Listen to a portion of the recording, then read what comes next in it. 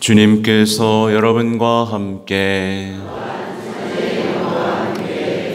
루카가 전한 거룩한 복음입니다. 주님 영광 받으소서.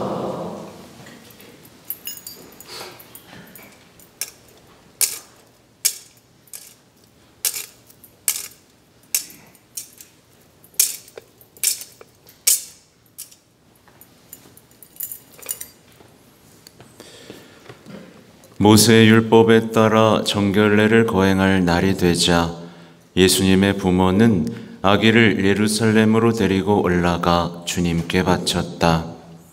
주님의 율법에 태를 열고 나온 산의 아이는 모두 주님께 봉헌해야 한다고 기록된 대로 한 것이다.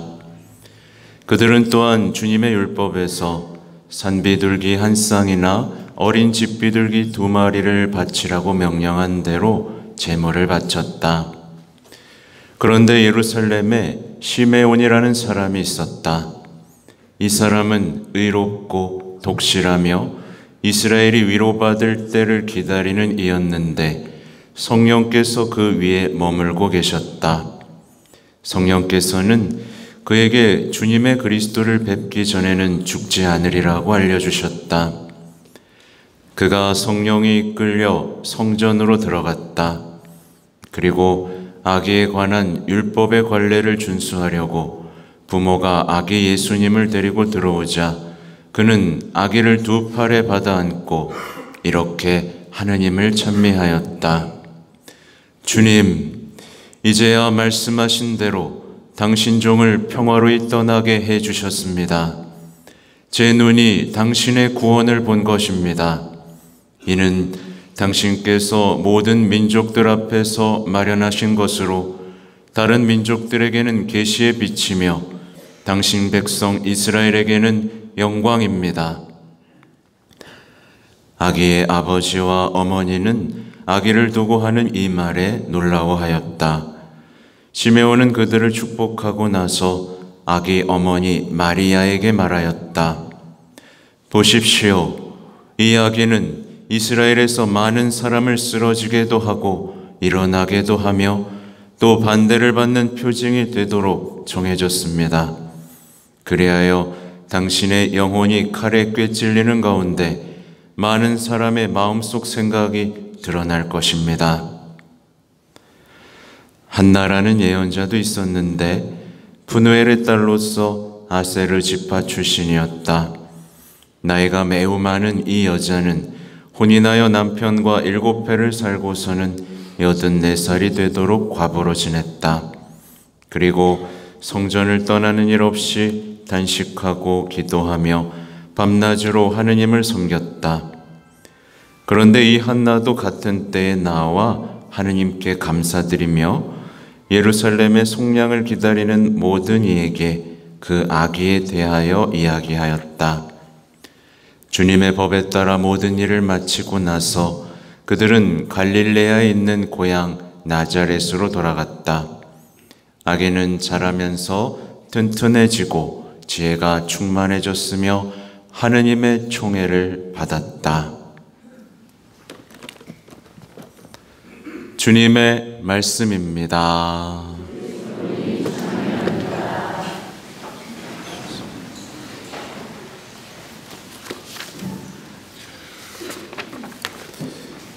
참 예수님,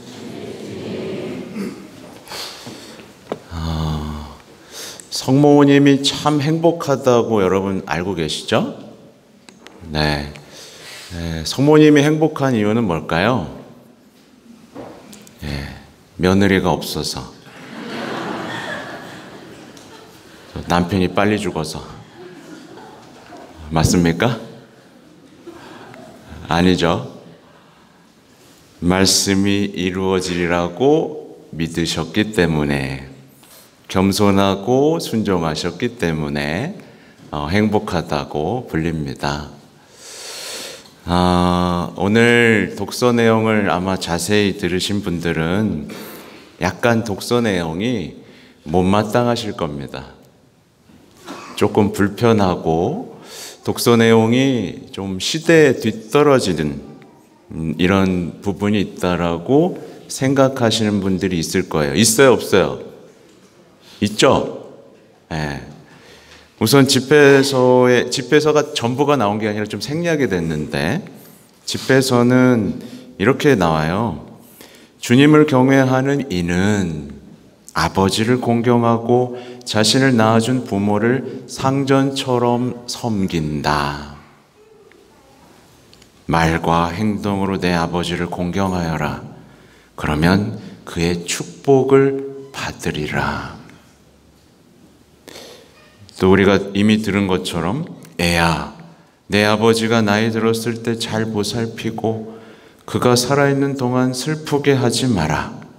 그가 지각을 잃더라도 인내심을 가지고 그를 업신여기지 않도록 내 힘을 다하여라. 그리고 마지막에 이렇게 나와요. 아버지를 버리는 자는 하느님을 모독하는 자와 같고 자기 어머니를 화나게 하는 자는 주님께 저주를 받는다. 여러분 어떠세요?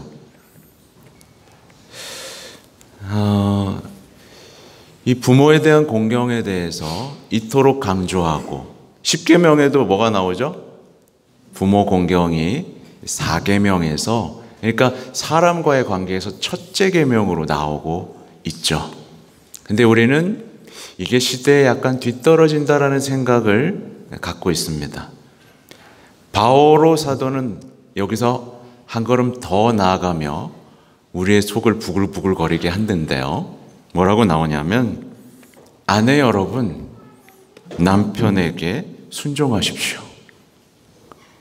네, 여러분 여기 동의합니다. 손 들어볼까요? 아무도 안 드네요. 뒤에 이어지는 내용은 주님 안에 사는 사람은 마땅히 그래야 합니다. 바오로 사도가 말한 거고요. 그리고 마지막에 이렇게 나옵니다. 이것이 주님 마음에 드는 일입니다. 이렇게 나와요. 그리고 이제 여기에서 조금 더 이 의미를 더 자세히 알기 위해서는 이 에페소서 5장의 내용을 봐야 되는데, 에페소서 5장에서는 이제 이렇게 나옵니다. 조금 더 발전시켜요. 그리스도를 경외하는 마음으로 서로 순종하십시오 라고 나옵니다. 서로 순종하십시오. 근데 여기서 아주 어마무시하게 거룩한 말씀이 선포됩니다. 아내는 주님께 순종하듯 남편에게 순종해야 됩니다.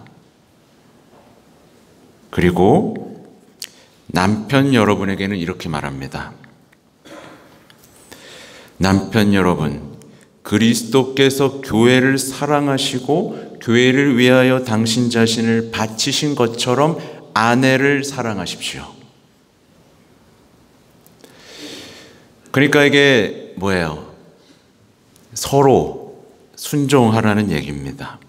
근데 여기서 중요한 게 뭐냐면 서로 그냥 순종하는 게 아니라 그리스도를 경외하는 마음으로 서로 순종하십시오라고 말하고 있죠.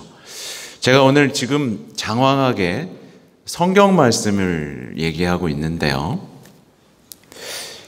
바로 성가정의 해법이 핵심이 뭐란 얘기죠? 결국 순종에 있다라는 얘기를 이제 제가 하려고 하는 겁니다. 우리 시대에 정말 아무도 동의하지 않고 아무도 실천하지 않고 아무도 그렇게 살고 싶지 않은 이 순종이 바로 성가정의 해법이라는 얘기를 오늘 여러분에게 하고 싶은 겁니다. 그래서 성가정을 이룬 예수님과 성모님과 성요셉에게는 아주 공통점이 있어요.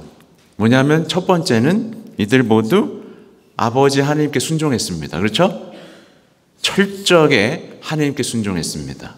그리고 철저하게 서로에게 순종했습니다. 그리고 자신을 버렸습니다. 이게 공통점입니다. 계명을 지켰고 말씀을 목숨처럼 여겼고 서로를 위해 목숨을 내놓을 만큼 사랑했습니다. 그렇죠? 근데 이제 인간적으로 볼 때 예수님, 성모님, 성요셉은 서로에게 순종 안 해도 됐습니다. 그렇죠? 인간적으로 볼 때요. 왜요? 다들 잘났거든요. 누구 말 듣지 않아도 잘 살 사람들이었어요. 그죠? 잘났어요. 순종할 필요가 없었는데 순종했습니다. 자신의 수고로움을, 자신의 권리를, 자신의 자유를, 자신의 여가 시간을 주장하면서 서로 다투고 섭섭해하고 서로 탓하면서 죽도록 미워할 수도 있었어요. 그렇죠? 근데 이 세 분은 이렇게 말하지 않았습니다. 내가 누구 때문에 이 고생을 하는데, 이 얘기 안 했습니다. 내가 너만 없었어도 이렇게 살지 않았어 라고 말하지 않았습니다. 근데 성가정의 역사를 보세요. 어땠어요? 충분히 그럴 만한 이유가 있었죠? 성모님이 내가 너 때문에 내 인생 버리고 이렇게 됐어. 성요셉에게 따지고 이게 뭐야 이게. 내가 지금 애를 낳는데 마구간이라니. 이렇게 말할 수 있었죠. 그죠? 서로 투정 부리고 다투고 너 때문에 내 인생 이렇게 됐다라고 말할 수 있었는데 어떻게 했어요? 그들은 곰곰이 생각했고 꿈을 꿨죠. 서로 지켜줬죠. 서로 알아듣지 못한 순간이 있었는데도 불구하고 결국 알아들었죠. 그래서 우리는 성가정을 보면서 뭘 배울 수 있느냐? 성가정 역시 시간이 필요했다. 그리고 가족이 되는 법을 매일매일 배워야만 했다. 이걸 배울 수 있습니다. 오늘 얘기는 여러분에게 대단히 불편할 겁니다. 그렇죠? 네. 불편하다고 저 신부가 빨리 갔으면 좋겠다고 생각하는 분이 없기를 바랍니다. 다시 한번 진짜 중요한 이 순종에 대한 얘기인데, 그들은 그리스도를 경외하는 마음으로 서로 순종했습니다. 이게 핵심이에요. 그리고 또 중요한 게 뭐냐면 하느님이신 분이 부모님께 순종했다는 겁니다. 그렇죠? 예수님인데 인간에게 순종했다라는 사실이 얼마나 아름다운 일인가를 잘 보세요. 근데 이제 단순히 뭐였어요? 서로 잘 지내기 위해서가 아니었습니다. 서로 잘 지내기 위해서 순종한 게 아닙니다. 그냥 편하게 살고 문제없이 살고 싸우지 않고 행복해지기 위해서 순종한 게 아닙니다. 그리스도를 경외하는 마음으로 순종했습니다. 그래서 만약에 어떤 가정이 그냥 잘 먹고 잘 지내고 행복하고 경제적으로 풍요롭기 위해서 서로 순종한다면 그 가정은 이내 곧 어떻게 돼요? 무너질 수밖에 없습니다.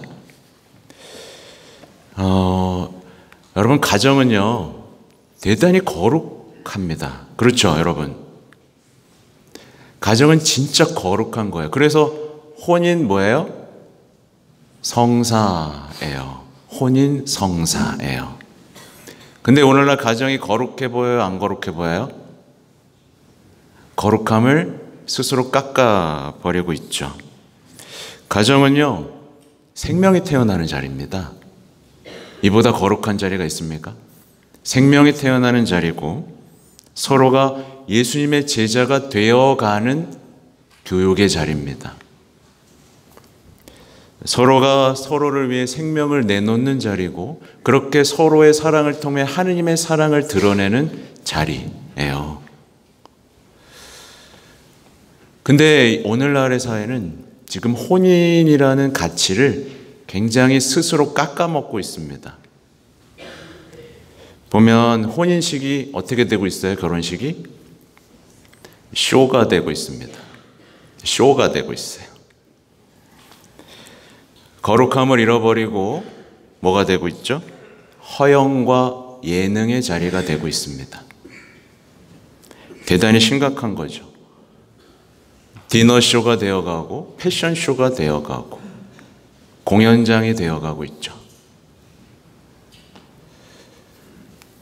엄마가 되기 위해서, 아빠가 되기 위해서 부단히 노력해야 하는 그 시간에 더 예쁘게 보이고 더 잘나 보이기 위해서 시간을 투자하면서 자신이 준비하고 있는 거룩한 혼인의 가치를 어떻게 해요?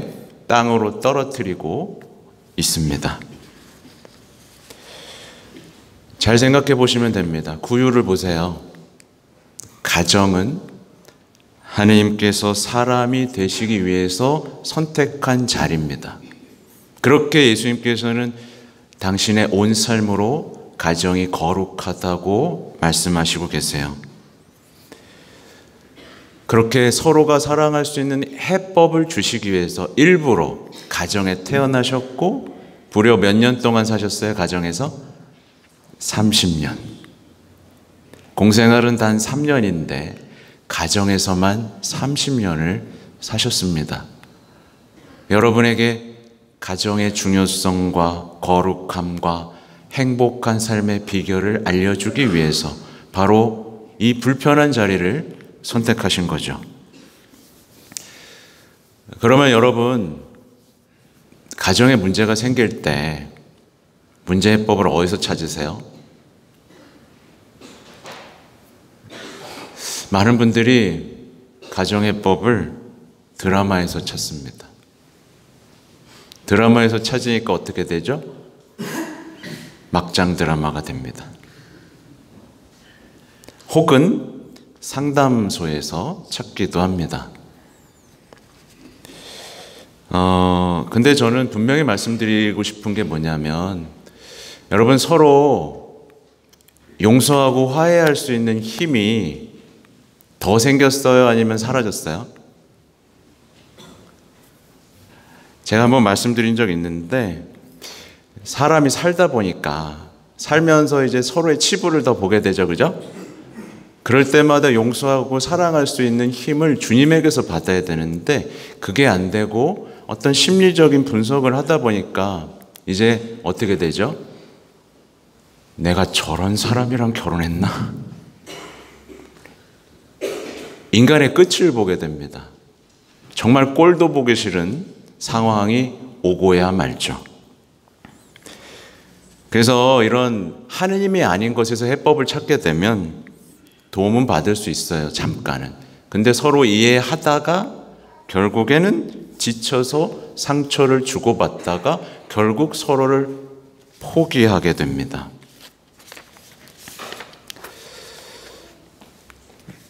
그게 아니에요. 주님에게서 찾아야 됩니다.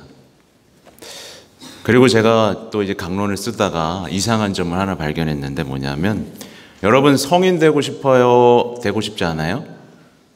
성인 되고 싶은 사람. 네, 내려보세요. 그럼 난 성가정은 되고 싶다. 이상하죠? 성인은 되고 싶지 않은데 성가정은 되고 싶대. 이게 말이 되는 소리게요? 안 되는 소리게요? 안 되는 거예요. 성가정이 되고 싶으면 성인이 되고 싶어야 되는 거예요. 각자 성인이 되면 그때 성가정이 되는 거거든요. 그죠? 단순히 다 같이 세례받고 성당 나온다고 성가정이 되는 게 아니라 앞에 성이 붙잖아요. 거룩함. 각자가 거룩한 사람이 되고자 노력하지 않으면 성가정도 되지 않습니다. 그래서 진짜 중요한 게 또 있는데, 여러분 신앙이 자라고 주님께 대한 사랑이 커지면 서로 사랑할 수 있게 됩니다. 근데 신념이 강해지면, 내가 맞아 라고 생각하는 생각들이 많아지면 어떻게 될까요?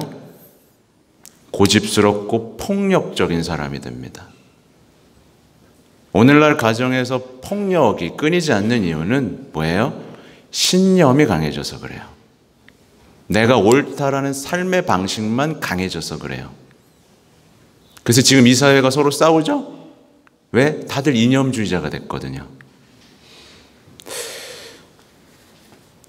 또 말씀드리고 싶은 게 뭐냐면, 많은 분들이 자신이 불행한 이유를 어디서 찾냐면, 내가 과거에 불행한 아버지, 어머니 밑에서 살면서 받은 상처 때문에 나는 지금 행복할 수 없다라고 말하시는 분들이 있어요.